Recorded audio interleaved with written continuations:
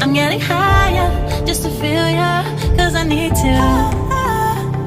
No one knows it, heart is frozen from your poison. Taking the potion just to feel ya, cause I miss you. Oh my God, can't stop you like heroin.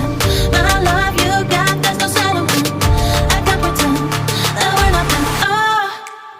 I think I'm overdosing. I think that I'm overdosing.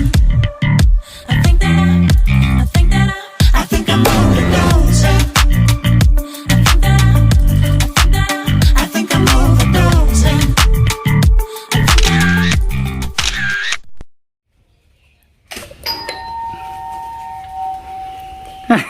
ทำไมรู้อ่ะ ก็ต้องบอก20 นาทีเบกก็คิดว่าต้องประมาณนี้แหละ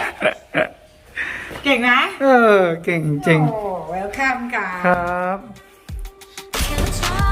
Can't take no longer ดูสวย walking แล้ the วอ่ะ fire.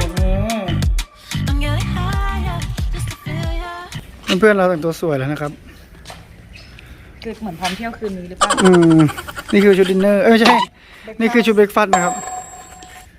ยังดูเหมือนชุดเบรกฟาสต์แต่เบียร์นี่เหมือนชุดดินเนอร์แล้ว ก็จะไปเดินแล้วจะไปเดินหาด มันอยู่ใกล้หาดใช่ไหมที่นี่ ใช่ A little bit more, just a little bit more now. Taking the potion just to feel ya, cause I need ya. Oh my God, can't stop you like heroin. My love you got, there's no settlement. I can't pretend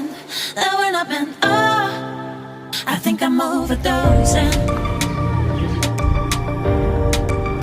I think I'm overdosing. คนอาจจะแวะมาเติมมาโปรยปลายเฉย เดี๋ยวก็หยุด ๆใช่ I think I'm overdosing. I think I'm overdosing. I think I'm overdosing.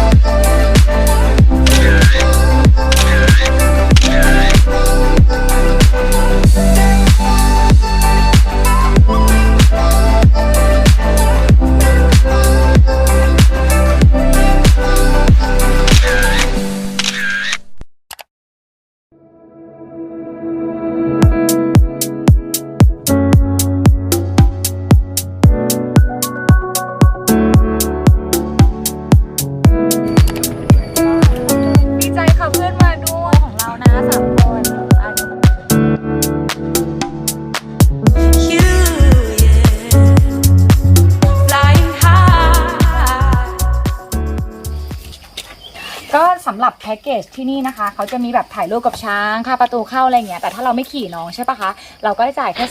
300แล้วถ้าเกิดเราขี่น้องด้วยเงี้ยก็เหมือนแบบสมทบทุนให้น้องเขาก็เพิ่มไปเป็น500 บาทนะคะก็เพิ่มไป200เนาะแล้วถ้าสำหรับใครที่อยากกินข้าวใช่ไหมคะก็เหมือนเพิ่มแค่99 บาทแต่ได้ทั้งอาหารทั้งน้ำนะเยอะมากเลย มีรูปด้วยนะ ใช่มีรูปแพ็กเกจอะไรอย่างเงี้ยนะคะนี่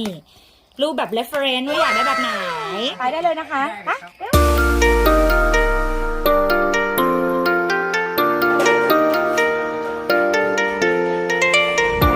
ตอนนี้โปรโมชั่นเป็นยังไงนะ เค้กกับเครื่องดื่มค่ะ อยู่ที่ราคา169 บาท เดือนหน้าก็จะมีโปรใหม่อีก ก็คือจะมีโปรใหม่ทุกเดือน ใช่ค่ะ ก็คือถ้าเขาสนใจเขาสามารถเช็คได้ไหมหรือว่าเขาต้องมาก่อนจะรู้ สามารถสอบถามทางเพจได้เลยค่ะ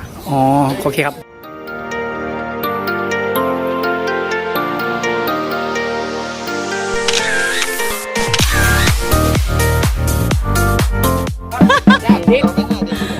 อะไรนะ โคตรสายเราอะ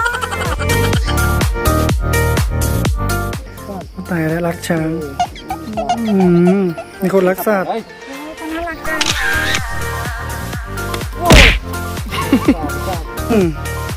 โอ้โหเดี๋ยวเราก็เพิ่งเคยถ่ายรูปกับช้างนี่แหละไม่เคยได้อยู่ใกล้มันเลยไปจุ๊บแก้มก่อนไปจุ๊บแก้มไป แก้ม กลัวช้างกลัวช้างขึ้นมาแล้ว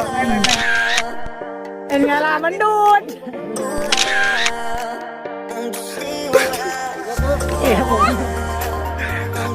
นะรู้สึกเหมือนความหนืดบนใบหน้า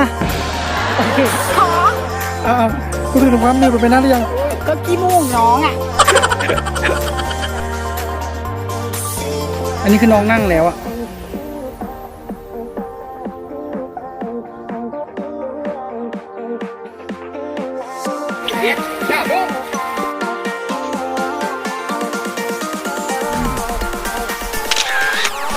เป็นไง สบาย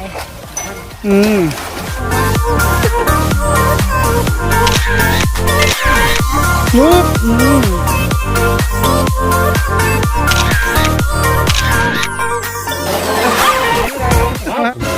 โอ้ยแล้ว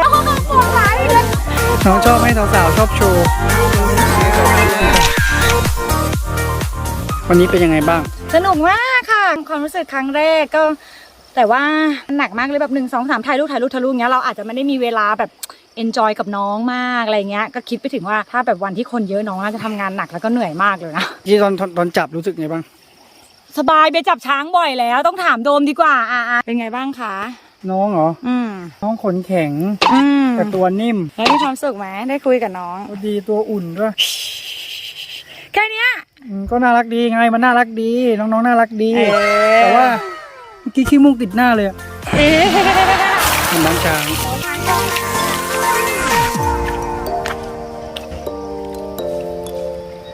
เป็นสีฟ้า นี่คือตอนทักขากลับ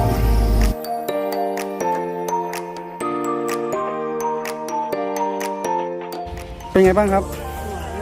หมดแรง หมดแรงเลยโอ้โหนี่ขนาดคนที่หมดแรงคือพี่เขามากกว่าตรงนู้นหอบอยู่ตรงนู้น